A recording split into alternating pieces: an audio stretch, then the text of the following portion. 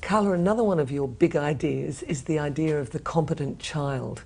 Can you explain to us what you mean by that? Yes, there are two key elements in our life. One is that we are born incomplete, and the other one is that we are born competent. I try to explain about the concept of uncompleted. The beauty of human being among the many other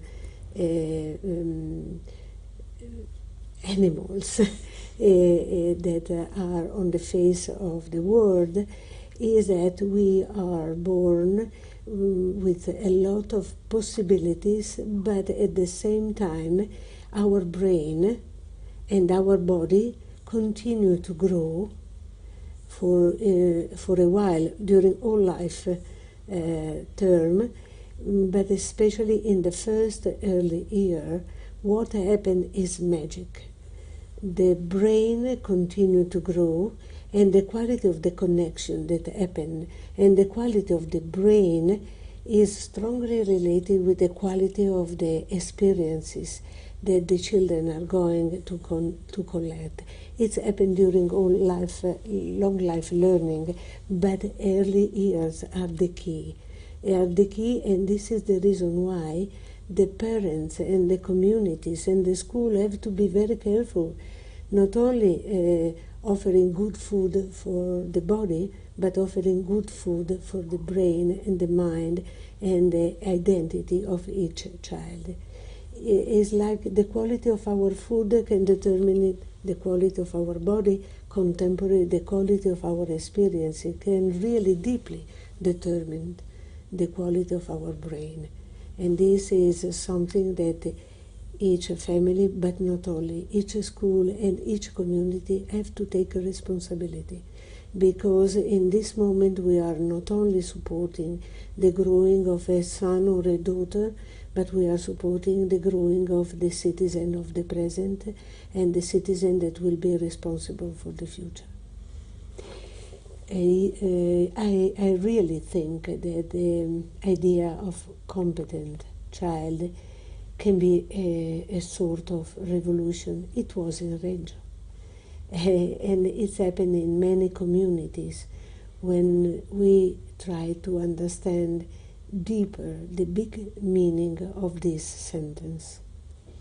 It's quite unusual to use the term competent in terms of defining a child.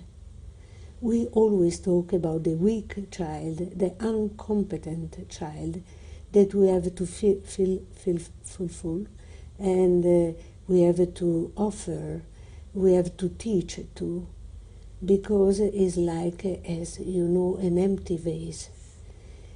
The vision that we developed and we want to share with colleague and friend really bring a total revolution, because underlined the fact that the child is able, even if he does not speak, he can have 100 languages to communicate. The mother knows it very well after a few minutes of birth, because they start to communicate. And also the attentive fathers and the human being can know how competent can be the child in becoming a better human being, in learning, in communicating, in offering his love and his trust.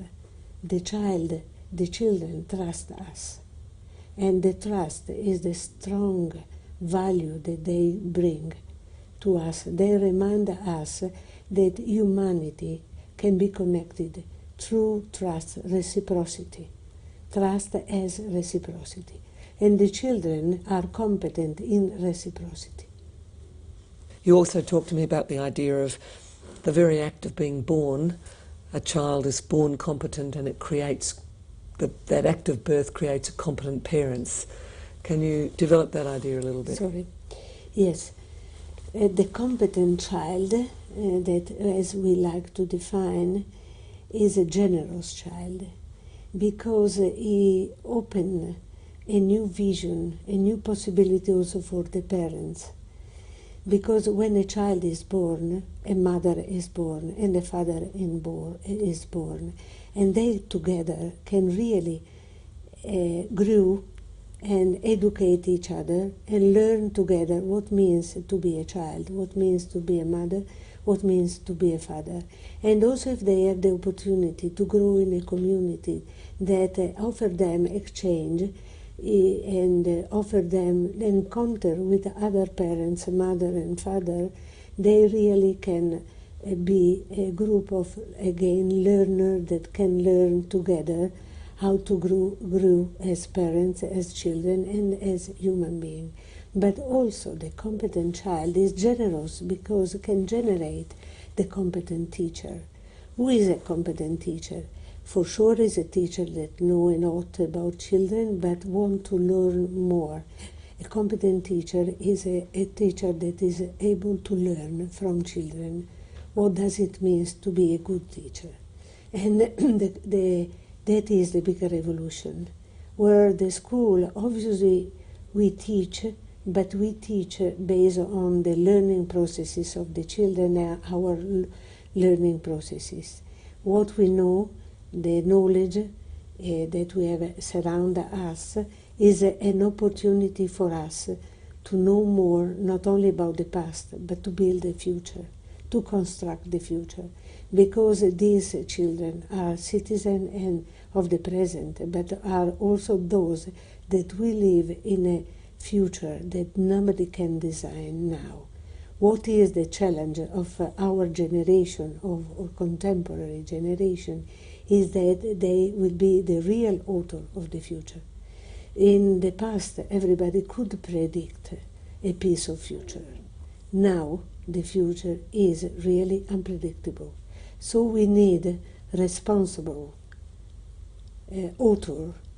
That means to develop a feeling of responsibility in each of us. Each child has to take responsibility. That means to be able to think about the present and to think about the future, to take the responsibility for the otherness but also for the universe.